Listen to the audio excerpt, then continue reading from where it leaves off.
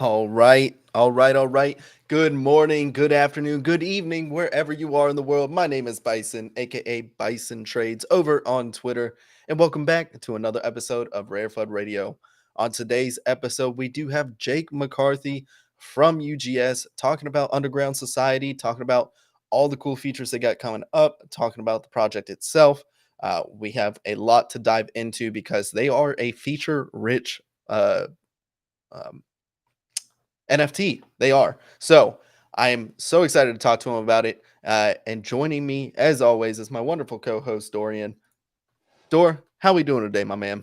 Yo, what's up, dog? Every day is a holiday, man. Happy to be here. Not gonna lie, got some good alpha going on in Monkey Down that I was trying to hop on, so your boy was a bit distracted when we started the show. That's okay. That's good. We love when alpha is flowing. That is for sure. Speaking of alpha, there is the man, the myth, the legend himself, Joe Soul. Joe, how we doing today, my man? Doing great, guys. Feeling amazing. Excited to hear about this project today. I think it's going to be a big up and comer, and people are sleeping on the utility. So very excited to hear about this. Yeah, people have been sleeping at it. We had Light on the show not too long ago. If you guys missed that episode, it was a good one. I love Litecoin Yagami. Definitely one of the best homies in the space. We had it was just a little intro into UGS. We had no idea about all the cool utility, all the features it came with. And man, we got the alpha before the alpha, right? So that was always nice to see. But today we have Jake. He will be joining us in a second. But before we get into that, let's talk a little bit about the market. Sol looking pretty healthy, nothing crazy going on. We reclaimed 24, sitting at about 24, 28 last time I checked. Obviously, there's been a lot of volatility in underlying assets. So that does affect volume. Volume is about 160K SOL, which is not bad. If you want to put it in perspective, that is about the dollar equivalent to, let's say, about 500K SOL when we were at the bottom. So dollar terms were fine. Still a little dampened by the volatility of Solana, by marketplace fees come back in. We talked about that for a while. And yeah, Magic Eden continues to go lower on its market share, 106K volume, sitting at about 66% market share. Now it does have Coral Cube and Magic Eden AMM according to TXO, sitting at about 21%. So probably around that 80-ish percent mark. But guys, I mean, we see the writing on the wall. Magic Eden will have plenty of competition here in the future. But I want to kick it over to you, Dor. How are you feeling about the market right now? Yo, dude, I'm feeling good about the market right now. It doesn't feel like anything crazy is going on. We saw volume fall off a cliff, which isn't necessarily bad. After every run up, we see all these we see massive pullbacks and consolidations. Wish we could touch on Cleanosaurs later, but we saw that run up significantly from when we talked about it on Tuesday. Which, hey, man, we love to see Cleanosaurs price catch up with the new price of SOL, which is awesome. But yeah, man, overall the market's kind of feeling a little bit down right now. But I think this provides an excellent opportunity for you to get out there and pick up projects such as UGS. I mean, why not, right? They're down a little bit. Full disclaimer, I have 6 of them. I picked them up around 11 or 12, but I'm looking up to pick about 4 to 5 more, just trying to let price settle a bit. But yeah, I'm feeling overall good about the market, man. Nothing too crazy out there, but I'm not feeling too depressed either. Yeah, I mean, just judging off of Tuesday when we had the show, we were sitting at about 6,000 unique buyers according to Soul Sniper. We're now at about 8,300. So a nice little bump in buyers. We'd love to see it. That definitely helps the health of the market. And we've seen some projects rebound off of what I would call a local low. I would say Underground Society, just looking at the chart, actually looks pretty primed right here. I would say this is definitely a point of interest. So might look to snag some while we are live on stream. But we saw it from Ovals. We saw it from Cleanosaurs. We saw it from some of these projects that you knew eventually they would have a nice rebound. And yeah, we're starting to see it. So Cleanosaurs was definitely one. Ovals had a nice little run up today as well. We're seeing some of these new mints come out, the balloons and everything like that, which are, I think they were a free mint. Is that correct? Yeah. No, doubloon. Oh wait, doubloons. Are you talking about? Is that connected to mateys or is that something else? I think. Dude, I can't keep track of it all. That's the crazy part about it, is Yeah. because if we're looking at, so Marshies is one, doubloons is the other. I think doubloons, Marshies was a Magic Eden launchpad. I think they cut supply and airdropped some to holders. and it ended up being a nice little gain for them. Right now, the floor is at 2.5. It was at about 1.3. So you'd love to see the increase on that. But I want to kick it over to Joe. Joe may have some more insight. Joe, how you feeling about the market right now? Yeah, man, I'm feeling good. I think we were oversold. And I think if we can find a good range in Sol again, people will be happy for some NFT play again. So as long as we don't nuke here and or explode, and we kind of just find a choppy range to 27, 28, 30, back down to where we are now, 24, 23, I think we can see NFTs pick up some steam again. So yeah, that's what I'm looking for. I did enter on some of these capitulation wicks, and they're panning out pretty well. I think the blooms played out pretty well for a free mint. I think all the way up to 1.8 at one time. So that's, pretty decent flip for people that wanted to make some lunch money. Yeah, before we get into Jake, since it is an interview day, let's talk a little bit about any projects that are on your radar that you're looking at. We've seen a lot of these mid chips start bouncing, and to me, I would say UGS earned that spot because they went up to like 20 plus, 20. right? Yeah. So I mean, like, I know this is not a paid advertisement or anything, guys. Like UGS just hit us up to have an interview.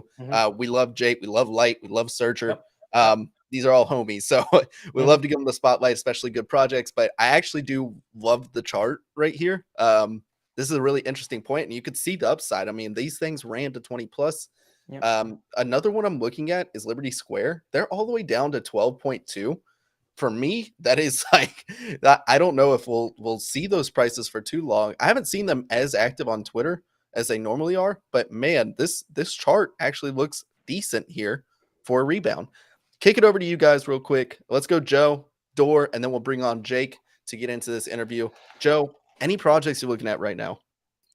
Yeah, so at today, no, but I did pick up Claynosaur's Elixir. I do have a UGS that I picked up, all on the capitulation, kind of that deviation we've seen on tokens and NFTs from the FTX dump, and then the oversold from, the FTX dump, then we had Sol Pump. So we had two almost standard deviation events happen that where we kind of just rain fell.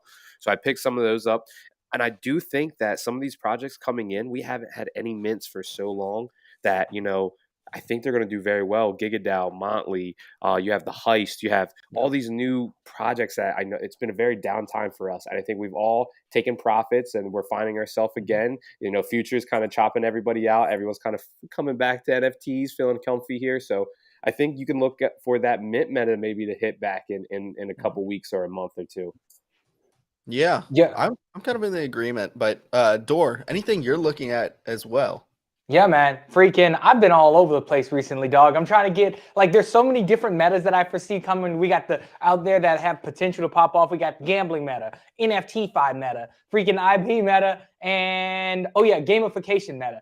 So I'm really trying to pick out who I think are going to be the front runners in each of these little potential narratives. I'm not too worried about the gambling meta because you got to catch in those early, because it's like, I don't like to buy the top of those because it'll take so long to get your initial investment back from the rev share. So it's just not worth it to me unless you're getting super early. But in terms of the NFT-fi meta, as Bison said, we got UGS on today. They didn't pay us to say anything about them. We bring projects on the show that we believe in, so we're happy to have them. But I picked up UGS before they even reached out to us. So I'm super bullish on what they're building over there with Core and a lot of the other products that we're going to talk about today. I think I've decided to pick up multiple UGS because I think Core will be one of the things that help onboard people into this ecosystem. Having access to these top tier communities can pay for itself in terms of whitelist and information that you get. So allowing a greater audience to have access to them over at a lower price entry will help with scaling the ecosystem. Going on to gamification, I don't know if you guys know, but the team behind the Heist is pretty top tier. And one of the things I was distracted on was getting my pre-sale from MonkeyDAO. We had 5 slots that we could have got. Your boy got all 5. And it sold out in the instant. People couldn't even grab one. People were fudding it at first. I'm like, y'all FUD away. I'm going to grab mine. And guess what? Instantly sold out. So then everybody's complaining that they couldn't get theirs. It was crazy. So sorry about that. But we got the gamification meta not only coming with the Heist, but Run Dead as well. So I also got pre-sale packs with that, and also Bodegos. All right, I'm sorry, Easy, you're gonna kill me, dog. But you changed the names, and after you changed it, I can't even remember the name. Bodoggos. There we Bodoggos. go. Bodoggos. Say it with me now, Dor. Bodoggos. My bad, Easy. Bodoggos. I know Easy's been reading a lot of game theory type books, and so he's going to incorporate something in within his project around that. So yeah, man, as Joe said, it's like I feel like mint season's coming up, and I'm trying to establish myself in a sizable allocation in some of these projects that I really think are going to pop up. Like you said, the Heist, Motley Dow, Run Dead. I think those are all good. In my opinion, will be a good place. Absolutely. Well, we'll touch on the Heist on Tuesday. I know a lot of people are kind of gobsmacked that I'm on the team, and not only on the team, but the CMO. But yeah, we'll talk about that. I want to focus more on UGS because as somebody who has said this for a while, I think they will add so much momentum into the market. With stuff like Core, I think Cedar actually tackles a really big problem, and not to FUD Utes or anything like that, but we have seen clipping be an issue. You know, people were pointing out like the clipping hat with the glasses and stuff like that. Colliding layers are definitely an issue when it comes to generating a project in generative art. So I think they are tackling a lot of really unique, interesting problems in a very meaningful way. So without further ado, let's bring on Jake McCarthy from Underground Society. Jake, how you doing today, my man? Doing well. Glad to be with all of you guys. How are you guys doing today? Oh, fantastic. Doing great, Jake. Fantastic. It's a beautiful day outside. We get to talk NFTs. It's my favorite thing. Happy you're here. Yeah, exactly. Yeah, I'm definitely excited to finally get on. I don't quite know what outside looks like. Been inside for quite a while. Probably should touch some grass soon, but looking through the blinds, it looks pretty cloudy. I'm in the Northeast, so it's just cold Jake, and rainy. I'm more bullish on you now that you don't step outside. I'm bullish on project founders that don't leave their desk and sleep like 2 hours a day. Super bullish. I'm just joking, Jake. I wish you touched conveniently, my office here is in my own house, so I do have the ability just to like walk 10 feet downstairs, go to sleep, come back up. Bullish. Plenty of cold brew keeps you going. That's the secret. That's right. Jake, let's get into you for a little bit before we get into Underground Society. Do you want to give us a brief synopsis on you, your background, what you do within UGS, and everything like that? Yeah, absolutely. So again, Jake McCarthy, I've been doxxed my entire time in this space, really because of how long I think I've been in the space. I got in originally in 2013. Investing in Bitcoin, Litecoin, and since primarily just different layer ones until kind of this explosion upon layers of smart contracts, right? Like I was there when the narrative of Litecoin coming out was that it was going to be the $20 bill to Bitcoin being a $100 bill in the sense of use, and even Ethereum as a smart contract being explained as really the best use case for big business, as legal documents now will be trustless. Well, now that's kind of changed to an entire layer on which you can build programs. So definitely quite a while in the space, and I've seen a lot of things come and go in that sense. Outside of, again, originally investing in 2013, I was also an NDT, so I was a non-destructive technician. So I inspected nuclear power plants to ensure they're being maintained safely. But with that, you go for like contracts like 2 months on, 4 months off, and so it becomes pretty menial. So I also enlisted in the military. So I served in the U.S. Army for 6 years. Was active for about a year and a half. Hey, let's go. Then I was in the Marine Corps. Oh, there you go. And then went reserve like about a year and a half in. Went to school in Maryland. Really school, again, major in marketing, double minor, PR and advertising. School was kind of just really for the family. It was pretty useless. I hardly went to class. I graduated. It was not because it was not something I didn't like. It's just pretty easy. But really during that whole time, I was constantly trading, researching or investing in options trading in different digital assets. I also began while I was in college consulting for nonprofits on how to deploy blockchain as a funding mechanism. Especially during like the 2016-17 timeframe is a little bit easier to kind of create these sort of vehicles for them. But that's how I got connected with different funds and VCs, and really just been primarily on the investing side outside of the consulting for nonprofits. Most recently, prior to UGS, is actually building out a digital asset publication for a TradFi FinPub. Really it was supposed to be kind of like a Web3 version of Forbes. But really we just couldn't align in the vision there, where again, these TradFi guys really wanted to super monetize on their end and not really take in the ethos of what Web3 is supposed to be in this kind of circular vision of how we can all profit and kind of rise up together. And so at the same time I was doing that, I was also helping build out UGS Labs. And so departed from the digital asset publication, wish them well, but been full-time with building out UGS Labs since really like June. Great segue, because that actually brings me to my next point. I know that Light was saying that this has been kind of brewing for a little bit. How long have you guys had the idea of Underground Society? How big is your team, and how did you all meet? Because I think that's you guys have like an insanely talented team from my perspective. I know you mainly from Hello Moon Spaces, because I always talked to you through Hello Moon Spaces for a while. I know Light for forever. He writes some of the best threads on Twitter. We know Searcher because he's a Cyber Samurai holder. But I mean, like, you guys all melded together and it seemed pretty seamless going into the mint. But how long has this been brewing, and how big is the team? Yeah, so really this began around 13 months ago, around the question, or I should say the statements we would constantly hear of, oh, if I had one more soul, or if I had a couple more soul, I'd mint this or buy that. Also, soul was over $100, multi-hundreds of dollars. So that question actually was a little bit more meaningful than today or maybe a week ago, right? And so the question arose, how do you solve that, right? There were no AMMs. There was no real thought of DeFi on Solana, at least. NFT-Fi has been around for quite a bit on Ethereum. And so we began to kind of snowball this idea of how do we create a platform or the ability for someone to borrow a digital asset, to buy a digital asset, and how would they repay that? And so I can kind of get into like the snowball effect of product design in a minute, but to the team, really Chronic and Schaefer are two of the originators around this question. Because myself, again, coming from almost a decade in the space originally in Bitcoin, I consider myself kind of a Bitcoin maximalist, but a realist. I'm not a toxic maximalist. I think that Bitcoin has its special place. Like I literally have all over the place, the Bitcoin Standard. That's a great book, man.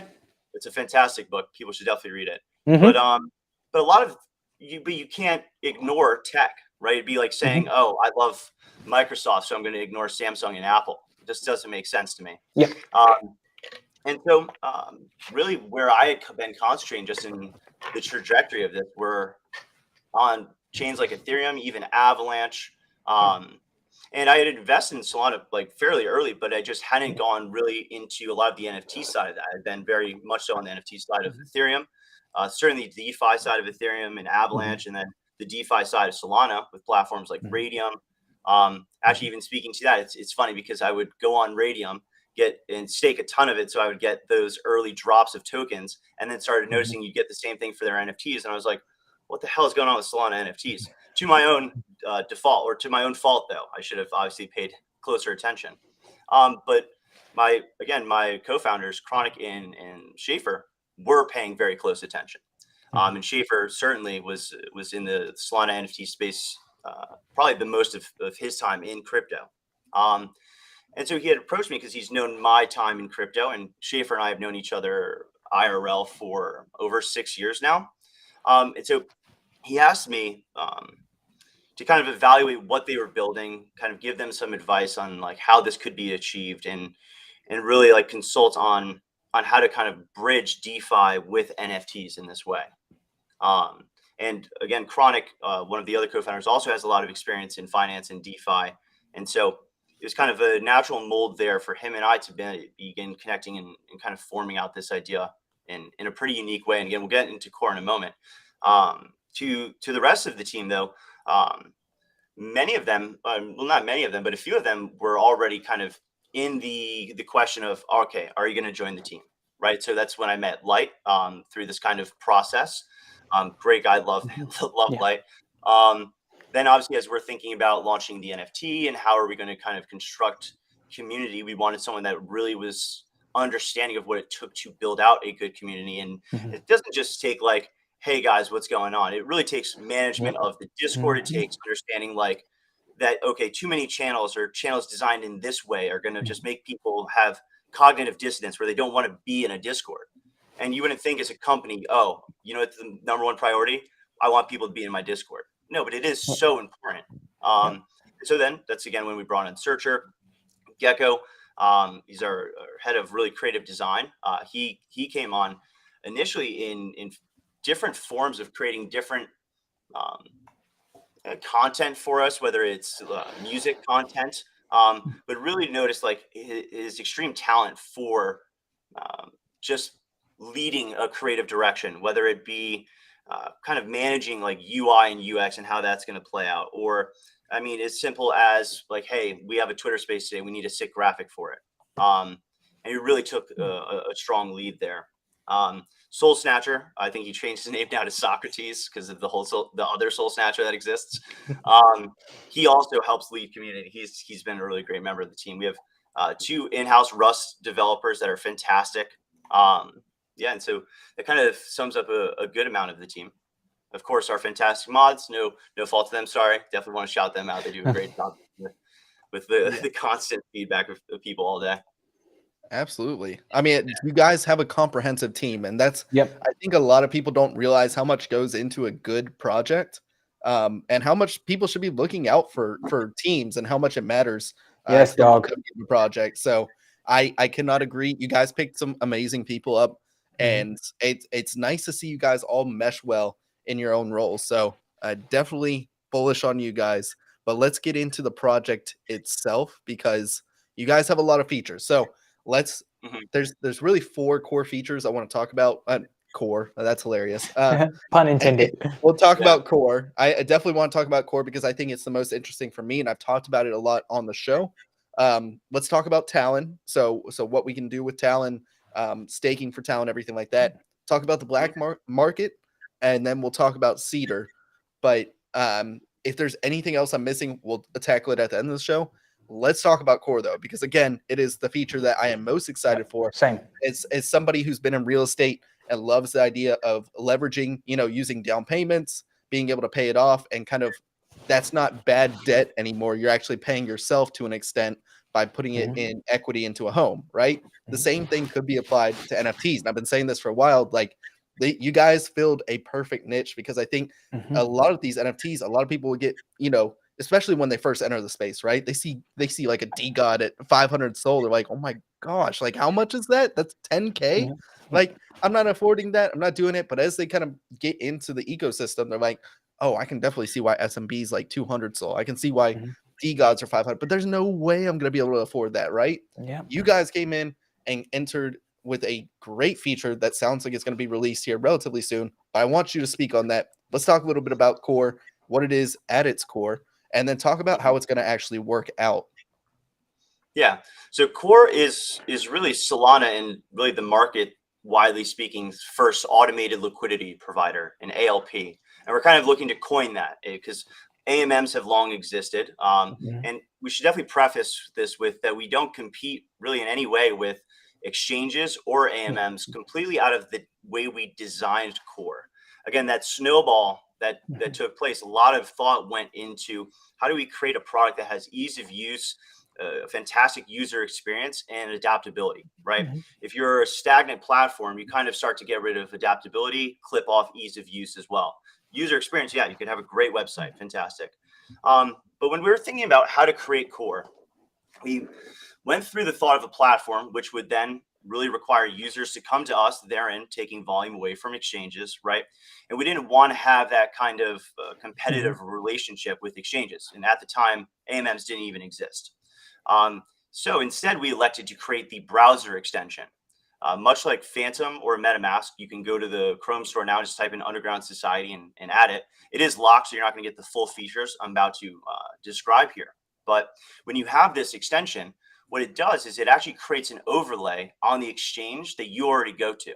So for any users that ever used NFT Inspect, how it would create overlays on Twitter, we do something very similar, but to the exchange. And so you'll have the extension. You'll go to, let's say, Magic Eden, go to an approved collection, and we can get into like what approved collections really look like and what that means in a moment. But you'll go there in the same way that you see how rare. appear. All that is simply an overlay and a native integration. Well, with our extension, you'll now have an overlay. It's our cube, our little logo. You'll click it, and then it'll pull up a buy screen right on the exchange itself, where there you can purchase that NFT with as little as 33%, as much as 99% of its value. And so when you do purchase this, it's non-custodial. It lives in your Phantom wallet, though it is obviously locked under the conditions of the smart contract. And we can kind of get into that in a second. A quick note also, we don't require any external collateral for you to put down to purchase this, and we don't charge any interest. And so there's really two ways of looking at Core and its use. If you're a trader, this is essentially leverage trading for NFTs, where you're able to essentially access 3x leverage. Or if you're a collector, it's essentially buy now, pay later, layaway, or mortgage use. Yeah. It's excellent. Yeah, dude, that sounds amazing, man. So I was curious about where does liquidity come from to fund these mortgages? Like, if you can go from anywhere from 33 to 99, you said they don't require any type of down payment up front or anything. It's just you just go and click and there it is. But who's funding it? Is it the team? Is it the community? So it'll be in the end a little bit of both, but primarily right away it's going to be part of the community. I guess you could look at it that way, or liquidity providers, right? This is where we bring a lot deeper level of that DeFi model into this, where liquidity providers, and to be a liquidity provider, you have to have X amount of our NFTs, and we can jump into that when we talk about the LPs. But then you can actually create a liquidity pool of your own and earn a yield off of the use of Core. Okay, and regarding the pool or the liquidity pool, is it going to be per collection, or is it just going to be a massive pool that funds all the loans? So it'll be massive pool that funds all of them. The pools will be individualized to yourself. And I can briefly touch on that so it makes sense to people when they're thinking about liquidity pools. So if you were to create a liquidity pool, well, if you're thinking, okay, if I create a pool, but it's a massive pool, how do I know what my yield is? Well, it's very simple. The revenue attributed to your pool is proportional to your representation of the TVL, or total value locked, that is powering Core. So Bison, let's say that it's $1 million that's powering Core, and it's just you and I that have pools, so only two. Your pool has 900,000 and mine has 100,000. Then you represent 90 and I 10% of the TVL, right? So if Core this month generated, let's say $100,000, 90,000 would be attributed to your pool and 10% to my pool. And so extrapolate that out to if there's 10 pools, 20 pools, 5 pools. Yeah, that makes sense to me. I mean, yeah, it's definitely proportionally aggregated across participants in it.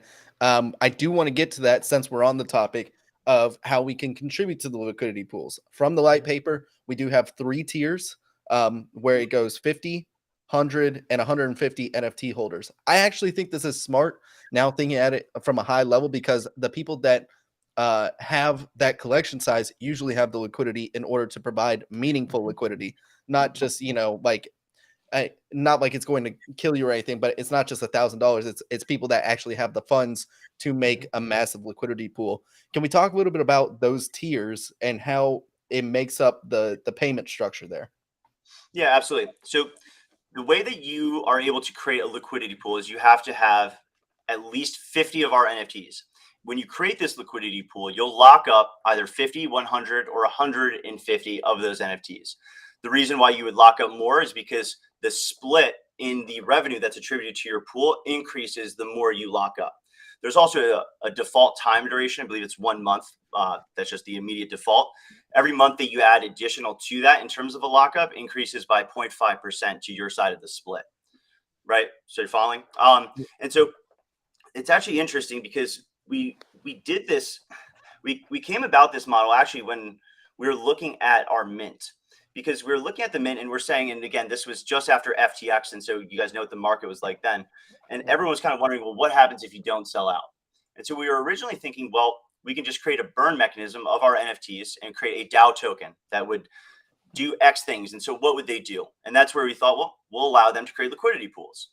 And during the mint process, it's still a turbulent time. We cut supply to 5K. And so now with 5K, I don't want my NFTs burnt. Like, I don't want large clips of them burnt to create some DAO token.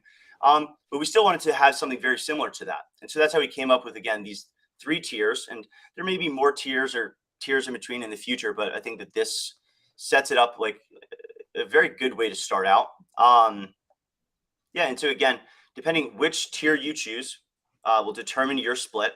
There's really 2 kinds of pools. There will be a private pool where, yes, people with, and this goes to your point on, look, if someone's buying 150 NFTs, they definitely have liquidity. But I also want to have the ability for someone with $100 to be able to earn a yield off this if they want to, right? And so you can create a private pool if you would like, but you can also create a public pool. The only difference really between the two is obviously in a public pool, the public can add to the pool. And the creator of that public pool will have the option to set a whale tax. And so what does that mean? Well, if you were to create a public pool, and add no liquidity, well, how are you earning a revenue? Well, as the creator, you can set that whale tax.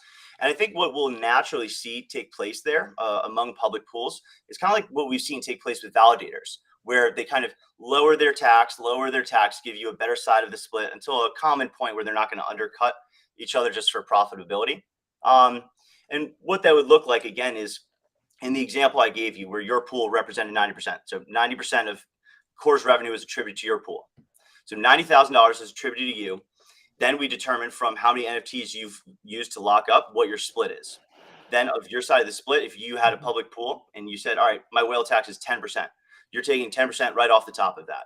And then the rest is sent out again in a very typical DeFi model in terms of like what your representation of a pool is. Gotcha. Yeah. Okay. I mean, that makes sense from a systems approach. It makes sense in like a layout if you think about it at a high term. Dor, I can see you have something to ask. Let's go over to you real quick. I appreciate that, Bison. No, one of the questions from the audience members was actually pretty good. It's like, how will you compete with RareFUD's liquidity? RareFUD's mortgages will be open to everyone soon, and UGS is limiting their liquidity by gating it to holders.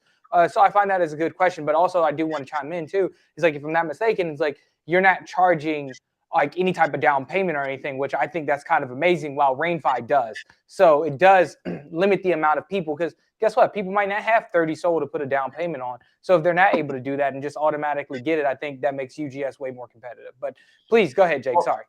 Yeah, I can jump into that. So I think that like the USP or I think the USP of our product Core compared to any one that is similar to exactly what we're doing, which is this leverage side of lending, is the fact that we're marketplace agnostic.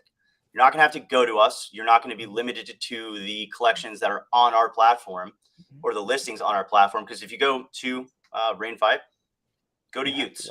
Is that every single Ute that's listed right now? No, it's not. So what are you looking at? And I don't think users really understand that yet. And I'm not going to throw mud enough to make them. But again, we are on the marketplace. It's that simple. We're marketplace agnostic.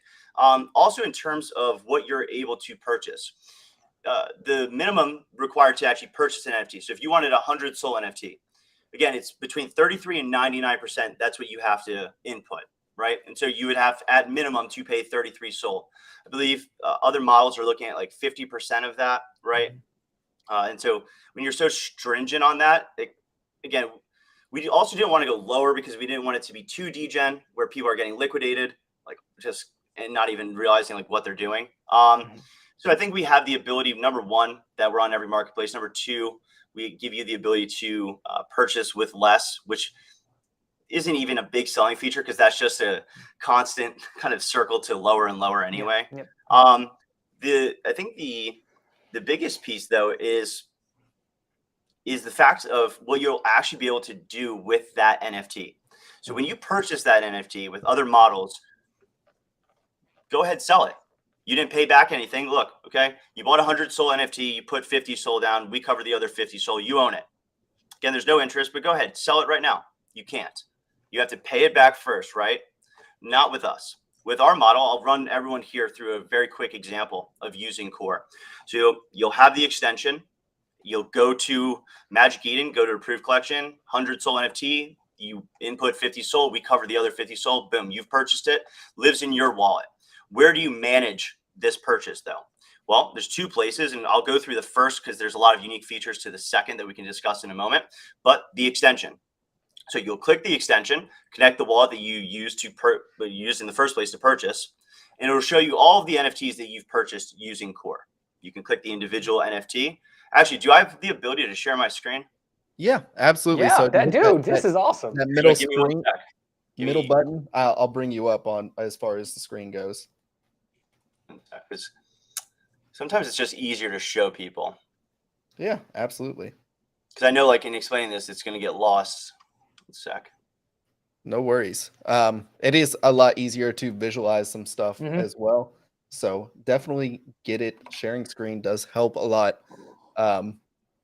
You know, while we're pulling this up as well, you know, another question I think I have is the default or liquidation point. So how we determine liquidation points, we can get into in a second, but I'm very curious. The Core is like where I spend most of my time focusing. I love staking, Talon, the black market auction house sort of thing, as well as Cedar, but there's a lot of nuances and stuff when it comes to mortgaging and down payments that I think is super interesting. Dude, no, I agree with you, Bison. That's like, once again, it's like, this is my primary focus because I have the most questions around Core, how it works, because I love DeFi. And then like incorporating with that NFT is like, dog, that tickles my fancy, man.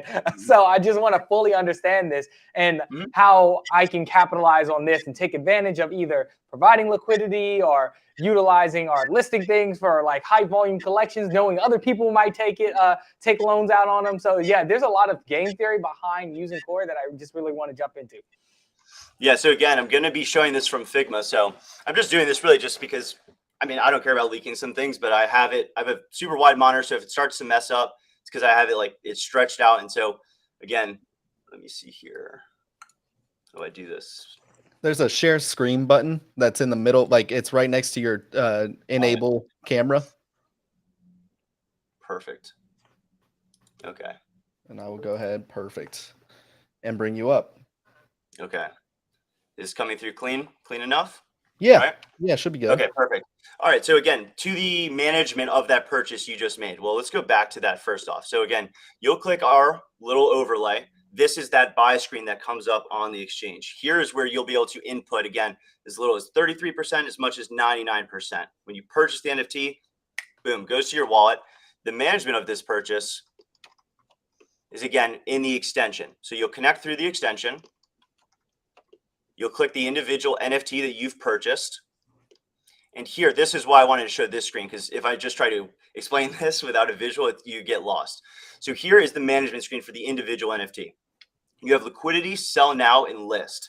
On liquidity, it's really, I find it to be the most important tab, because obviously it shows you what you purchased at, the estimated sell. That's just the average of AMMs. And then obviously below that, you have liquidity. This shows you what you've input so far. Below that, the liquidation point. For anyone not familiar with leverage trading, that's the point at which if the price goes below, you're liquidated. This tab gives the user the ability to add liquidity as often and as much as they want to the point of taking over the NFT, in which case it's unlocked in their wallet and they've just paid it off. Now, this is where, again, I was bringing up the unique part of UGS Labs in our product Core compared to other ones. You don't need to pay it off before you can sell it, because these two tabs you see here, sell now and list, directly from within the extension, you can sell to any AMM you choose or list on any marketplace you choose, or delist as well, of course. And so in that way, again, if you bought this 100 SOL NFT, it goes to 150 and you want to sell, well, the same problem you faced in the beginning of not having that other 50 SOL, you're still facing it, right? And this thought of, well, okay, I could just sell my mortgage to someone else. Okay, go ahead, do that. That's a fine model for you. This is, I think, a far more efficient model, far cleaner. Again, just very simple. I mean, yeah, it makes sense to me. Like for me, this is a more seamless model, in my opinion. This is something that I think will be more picked up by a lot of people than others, you know. And I think I also look at the lending side of things. Like for me, Sharkify was the platform I gravitated to on the lending side because I thought it would be more adopted by users, right? And so when I'm looking at UGS and Core, for me, it feels like more of a a browser extension, like very easy to use. You just click the icon and you're able to manage everything in between. My only question comes for you. Let's take that 100 Sol buy option again, right? Yep. Let's say I chose 33 Sol as my down payment, and the liquidation point is 80. I think that was actually the example that was on the white paper. My question for you is, like, that makes sense, right? If it goes below 80, you're now liquidated. You can then take over the NFT, auction it off, do whatever you need to in order to reclaim those funds and try to make it as riskless as possible. My question comes in the, let's say it's at 92 Sol and they're like, oh man, I don't want to get liquidated or anything. Let me go ahead and sell this. Does the user who is making the down payment have to make up that 8 Sol difference? Or is that something that is borne by the liquidity pool provider or anything like that? So in that example where there's that 8 Sol like loss, the trader takes that upon themselves. So that 33% they put in, you would essentially, sorry, this came up. That 33% that they put in, the 8 Sol would come off of that. Okay, and perfect. Yeah, and I can run just so like the viewers have a very clean example, because I think it's 50 Sol. So again, you purchase a 100 Sol NFT, you put in 50 Sol, we cover the other 50 Sol. If the price goes up and you decide to sell, fantastic. We get back our 50 Sol, you get back your 50 Sol. We take our small fee and you take the profit. The fee, by the way, and I can get into what the two fees are. Those fees are based upon what you borrowed, not what you're selling at. So if it goes from 100 to 150 or 100 to 1,000, it makes no difference to me. On the inverse of that, if the price goes down a little bit and you decide to sell, well, okay, I get my 50 Sol back, I still get my small fee, and you take the little bit of a loss. In the event, and we can kind of get into liquidations here too. If the price is going down, but you're convicted in the trade and you want to stay in, you can add liquidity, like I said, at any time and lower that liquidation threshold. Hold on, let me stop sharing this, please. No, you're good. I just pulled you off. As perfect. far as so that makes sense to me. Like it does, because that's coming out of their down payment and what they get reimbursed whenever they do sell it. So cool. I just wanted to clarify that for listeners and stuff, because trying to think through all these scenarios for a lot of people, you know, like Sharkyfy, I don't know if you saw the FUD going around, but it's like, man, I can't believe like this. We need a credit score system. People are defaulting too much. And it's like, well, you didn't fully understand the system. Like there's still risk on the underlying asset that you're putting up an offer for. So, you know, I think education on tools like this is vital for a lot of people, because you don't want to get burnt or anything like that. So when you're putting up 50 Sol, like Jake was saying, and you do take an 8 Sol loss, let's say that 100, you know, let's say Famous Foxes, right, where 100 Sol when you bought and you decided to sell at 98, that actually gets taken out of what you initially deposited. So then you get 42 Sol back, but then you also lose a little bit of that fee in order to use the platform itself. So be cognizant of that stuff when this does go live, that there is a learning curve to go with it, but it is a very powerful tool. It can help you make great trades, great outsized returns, because you are using leverage of anywhere from, you know, I guess 1% down. I guess you can use 99%, but 2x, 3x most likely, right? And so 33 to, we could always change it, but again, I think that if we were to lower the amount required, then you start to get into 4x, 5x, 10x leverage. Yeah. I have a problem with leverage trading in token markets because most of it's fake. Like we learned that with FTX, right? It turned out 100x Bitcoin didn't exist on the platform. This form of leverage is a lot cleaner because there is only a DGOD number 89. There's only one of them. So it's a lot cleaner in this model. But at the same time, the level of degeneracy, which, great, everyone loves it. I would rather have no one get liquidated on my platform at the end of the day, because I still make my percent and it's perfect. And so if we were to allow 1% down, like, oh my God, it'd be nuts. Yeah, absolutely. Let's talk about liquidations and how it interacts with your auction house as well, which is the black market. So let's say I default on my NFT, right? Let's say in that same scenario, I didn't make the necessary payments. And how is the payment structure made, actually, before we go into defaulting? What are the payments looking like? Is there a difference between, like, I can make daily payments or weekly payments or anything like that? How would that work, Jake? Yeah. So again, just running off the 100 Sol example, right? I think it's probably just the easiest one to kind of keep consistent for people. You put in 50 SOL, we cover the other 50 SOL. Your liquidation threshold is 80 SOL. So if you're looking to not just trade this, you're actually looking to take ownership of this. We don't charge you interest. Interest is really just a time mechanism, a self-realized time mechanism that you'll realize, oh my gosh, I paid how much in interest? Oh, I should just pay the principal, or I should just dump this, right? It's all it is. And so instead of charging interest, we created a time mechanism that simply increases the margin requirement, which is your liquidation threshold. And so the way that would pan out is, again, you bought this 100 SOL NFT with 50 SOL. On day one, your liquidation threshold is 80 SOL, right? On day two, this mechanism will have increased it to, and by the way, so people know the rate, it's 1.75% per day. And so it'll have increased it to 81 point something SOL. And then on day three, it increases a little bit more, and 4 and 5 and so on until the point of reaching the floor. And in the example I gave you, which I know very well, because that's why I use this one, so I know I'm factual when I'm saying this, on day 14, your liquidation threshold will have risen to 99.912 SOL, where you have the decision to make to either 1, sell the NFT, 2, add liquidity to lower that threshold, or 3, face being liquidated on the 15th day.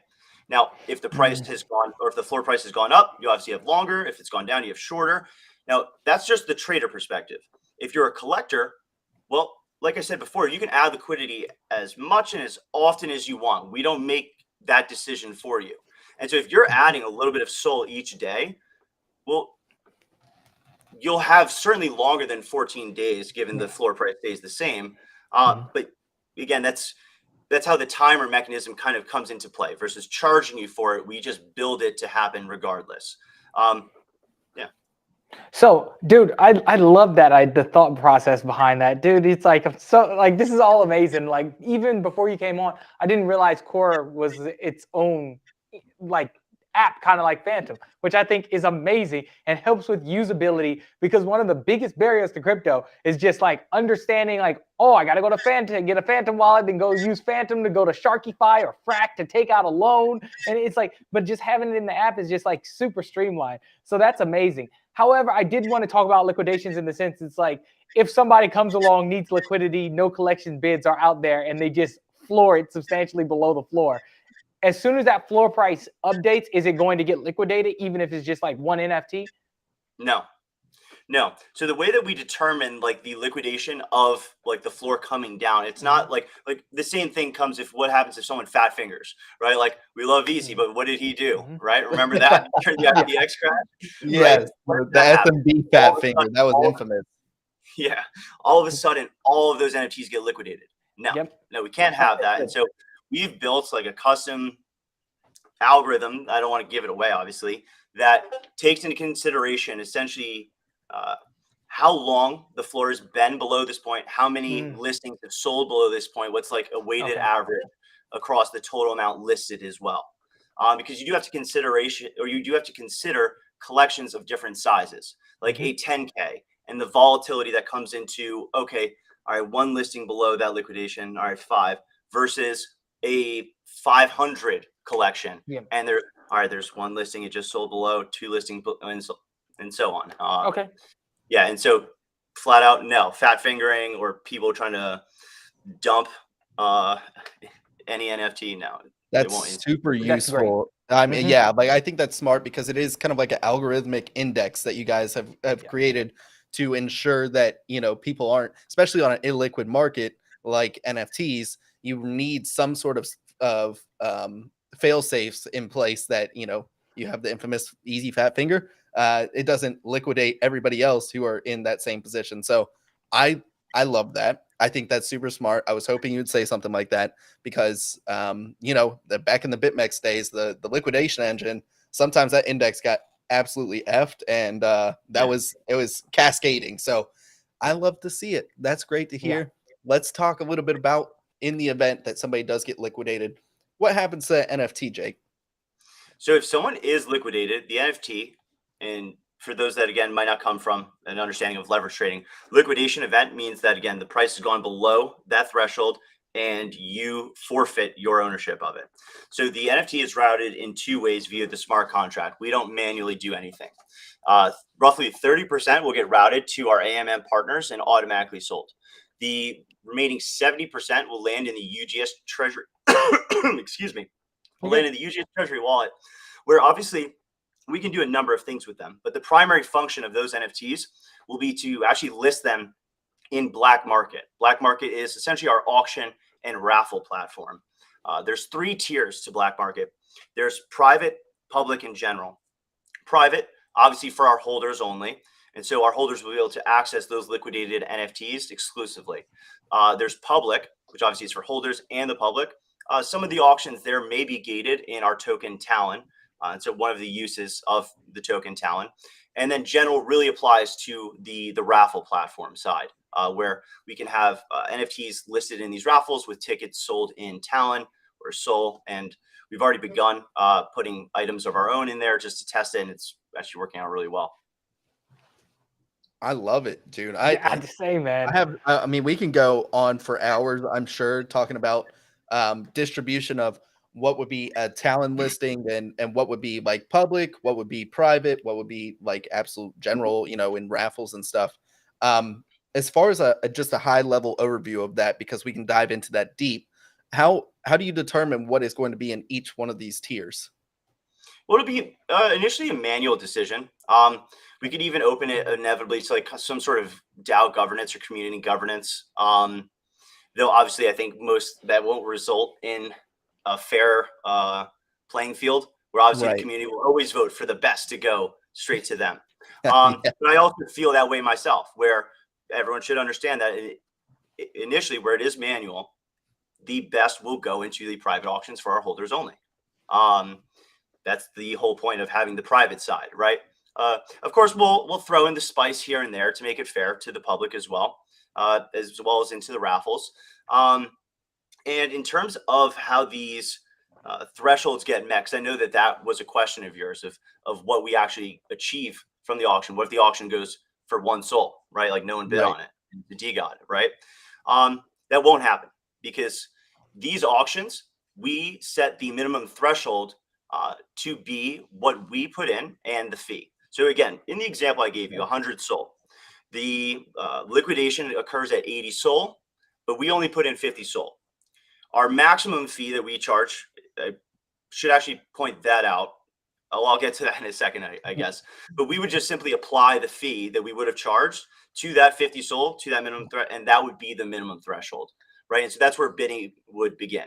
And to touch on fees, we only charge 2 fees, and you're only ever charged one of them. If you add liquidity to the point of taking over the NFT, that's the borrower fee. It's the lesser of the two. It's 1.5% to the public and 0.5% to our holders. On the selling side, it's 5% to the public and 2.5% to our holders. And again, that's based upon what you borrowed, not the value today, let's say. Right. And so again, if a 100 Sol NFT all of a sudden gets liquidated at 80, we put in our auction, the minimum threshold would begin at 52.25 Sol. And personally, if it goes for 53 Sol, great. I still got the fee I was assuming I would have in the first place. My holder or whoever won it just won dramatically below floor NFT. What are they going to do? They're going to go tell everyone about it. And so net benefit, I still get the fee. Will that necessarily be the case? Probably not. Well, I mean, we're just talking hypotheticals, but if it goes for 60 Sol, well, then I just made multiples on the fee that I thought I would have in the first place, which is obviously means I'm a far more profitable business. But again, just so everyone knows, like, I would be happy if it just goes for whatever the fee was. Dude, it's a beautiful symbiosis almost right there. Yeah, because I'm all about creating win-win situations as much as possible. And for you guys, you earned a little bit of money. For the people who are bidding on this, they earned it dramatically below floor price. That's a win-win. And then you can also argue, well, yeah, the loser was the person who borrowed. They chose to lose, you know, and that's on them. They didn't, they didn't add liquidity. They didn't manage their listing. And they also got to use the feature that allowed them to purchase 100 Sol. And, what they chose to do with it is on them. So for me, like, this is a net positive. Like, you are sharing the spoils with a lot of different people, especially holders, which is why I've been saying for a while on this show, you should own at least one UGS to get access to so much. It doesn't make any sense not to, and especially at these levels where 20 SOL was a lot for a lot for certain people. Now we're back at 9 SOL. That is a great entry point. Again, charts look good, all that good stuff. But this is excellent. I love one thing I want to touch on with the auction house before we move on is you guys are sharing some light to one-on-one artists. How do you guys determine the one-on-one artists? Is there going to be like, the upper echelon of like Scum or High Blinks and stuff versus, some of the up and coming people? And what does that look like?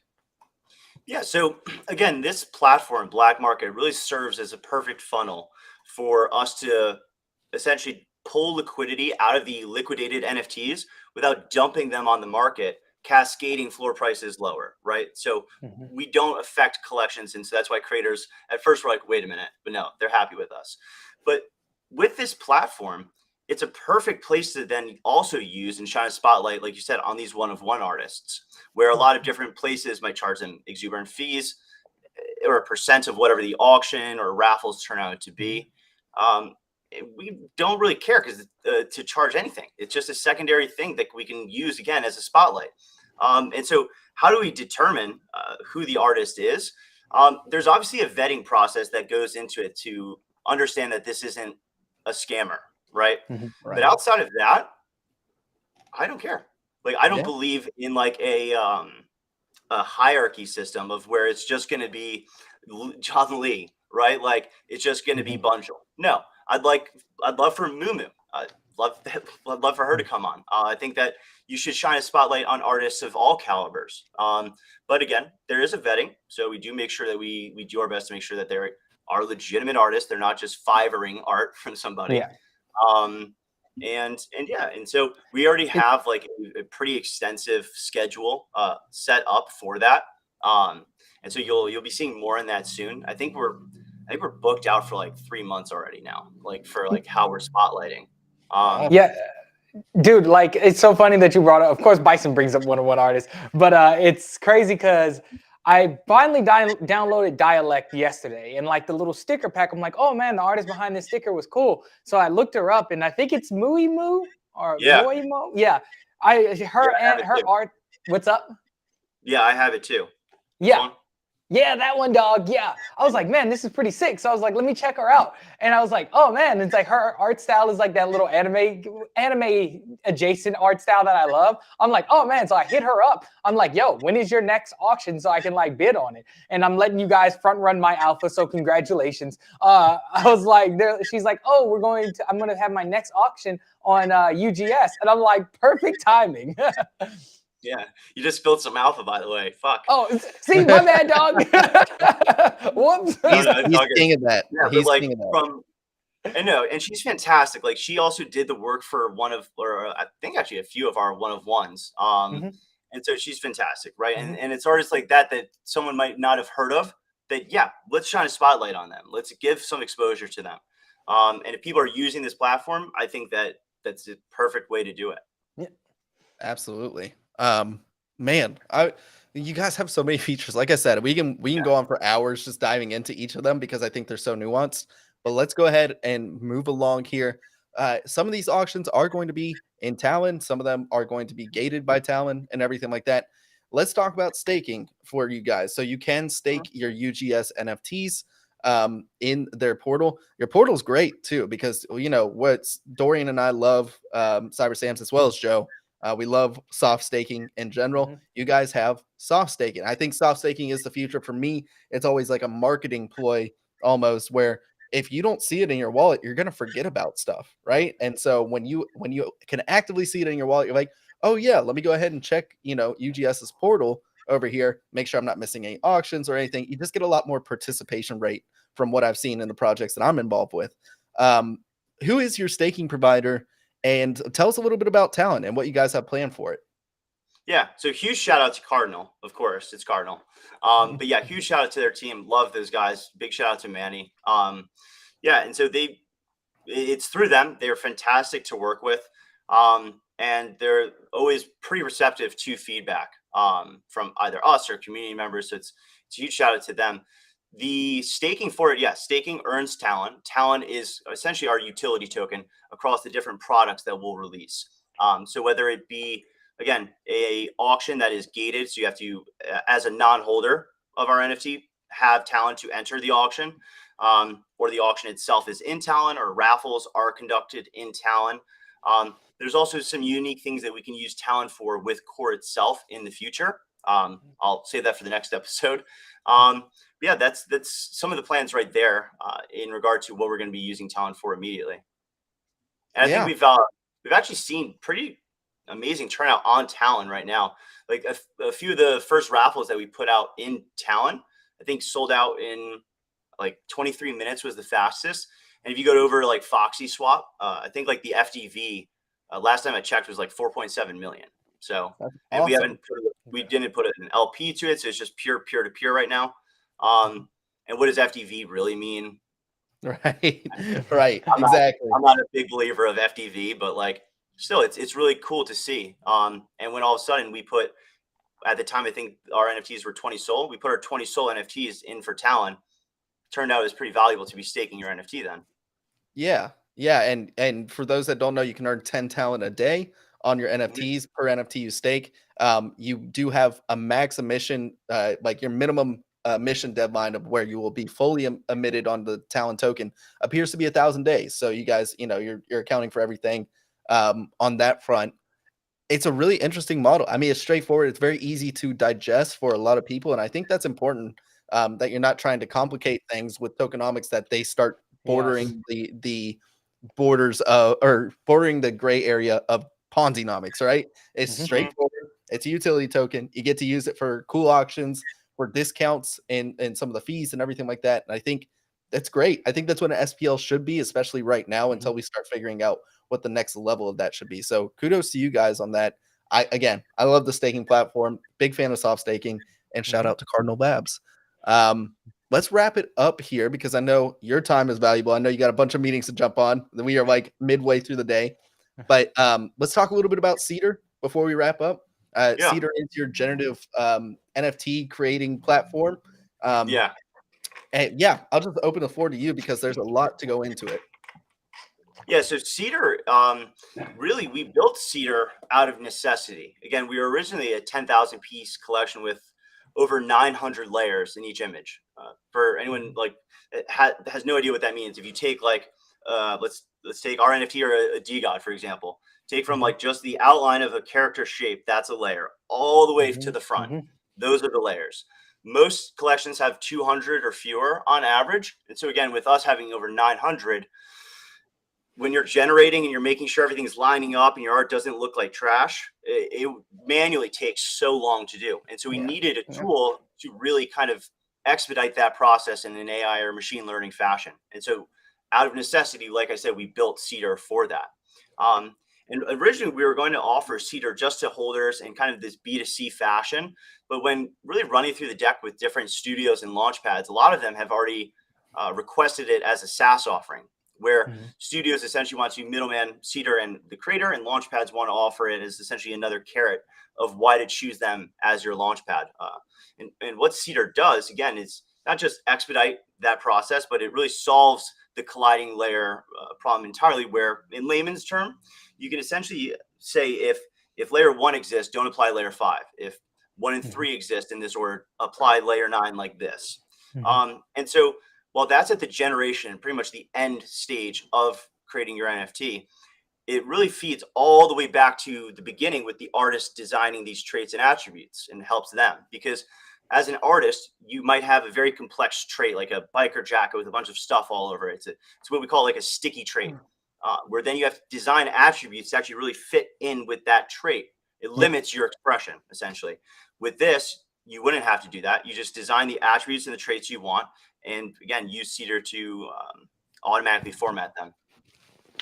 Yeah, that's great. Like for that, dude, if you have not worked on an NFT project, people don't understand how like difficult it is to make sure trades is open. Like you got to do a practice generative collection, go through. It's like, oh, all of this looks good. We got to watch out for these trades. But yeah, man, that tool sounds like it's going to save a lot of people a lot of headaches on the back end of things. Because one thing that I love NFTs, but one thing I hate about it is that people turn into huge art critics once things are released. It's like, yo, people become top tier art collectors and they're like, oh, well, this trait really doesn't match up. Shut up, dude.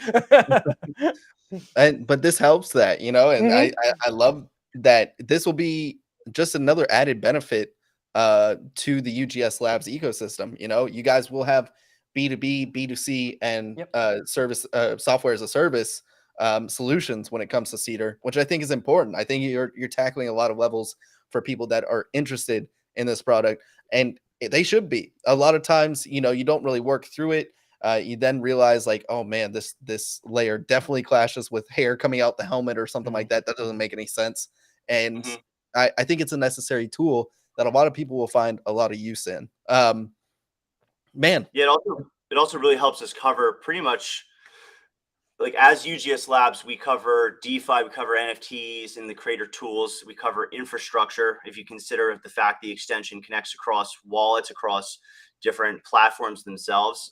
We didn't even get a chance to jump into the dashboard. I know we're short on time, so I'll quickly just say to the user that might not want to even use the extension, we also built out a tool for that.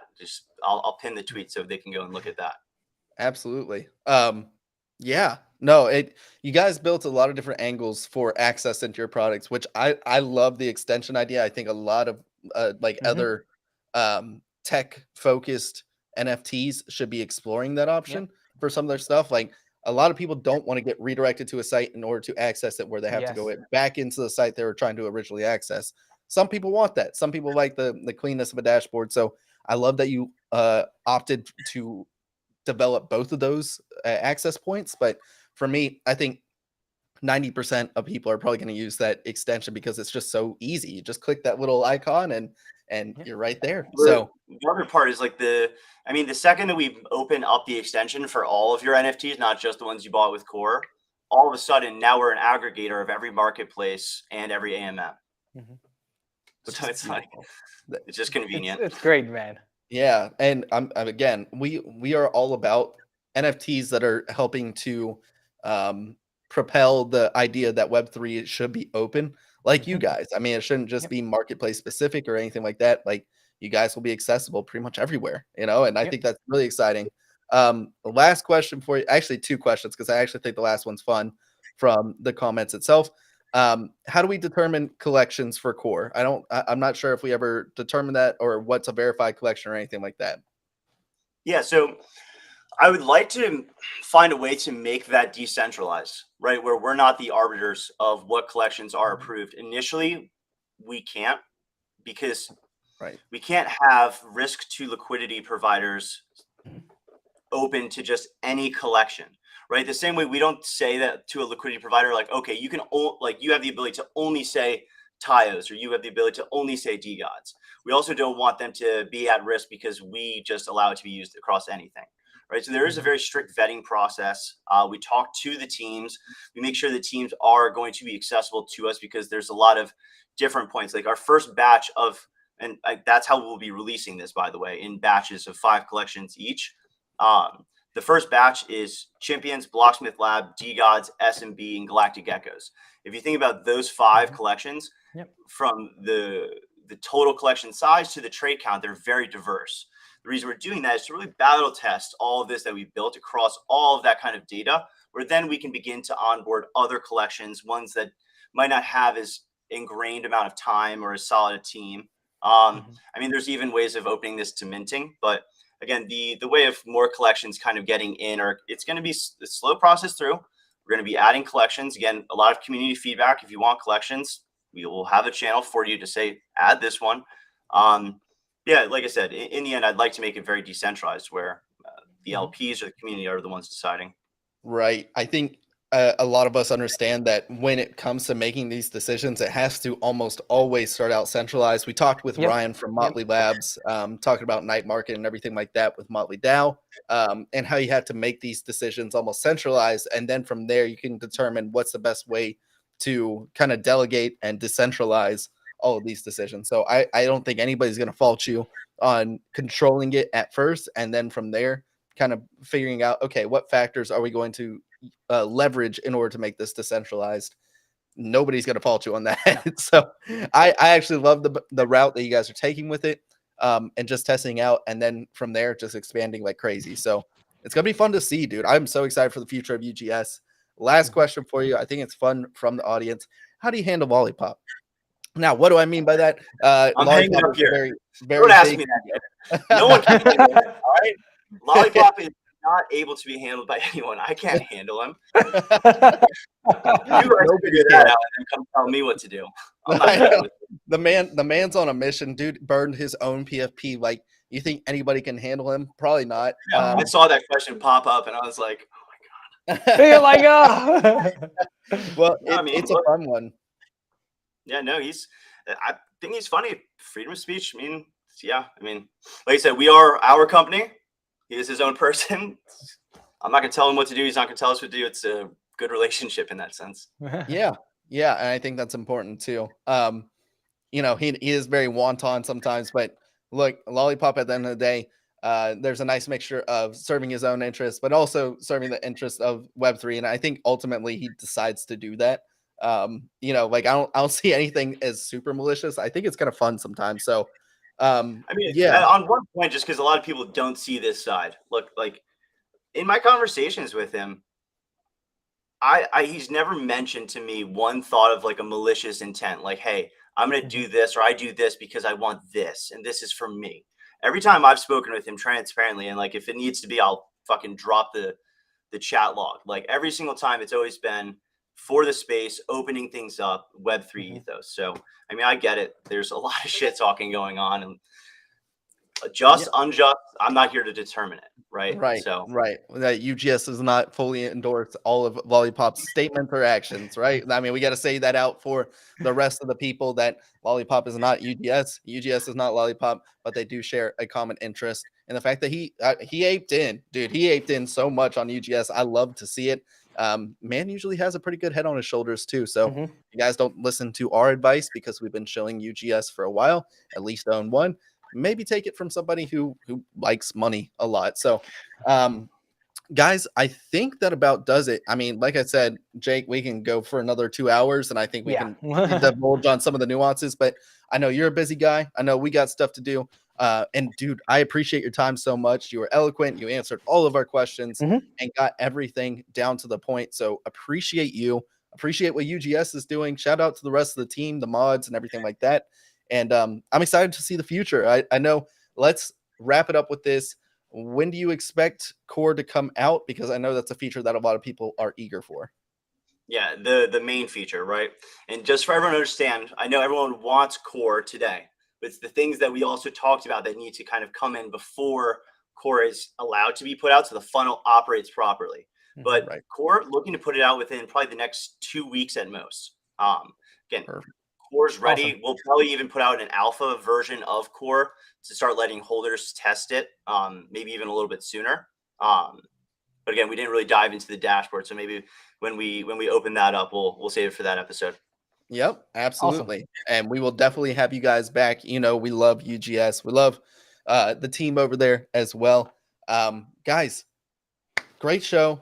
Jake, thank you so much for your time. The listeners, we appreciate your support. Seriously, you guys are amazing. Thank you for tuning into RareFUD Radio. We are every Tuesday, Thursday, 2 p.m. Eastern Standard Time. We do have these episodes uploaded to podcasts as well. So Apple Podcasts, Spotify, whatever is your viewing or listening convenience, we got you covered. That about does it for this episode. Thank you guys so much for your support. Thank you, Jake, for your time. Thank you, Dor and Joe, for being great hosts. I know Joe's laying back in the cut. Very hard for him to get in questions while we're just rifling them off to Jake himself. But seriously, appreciate your time. We'll see you on the next episode of RareFUD Radio. Have a great day.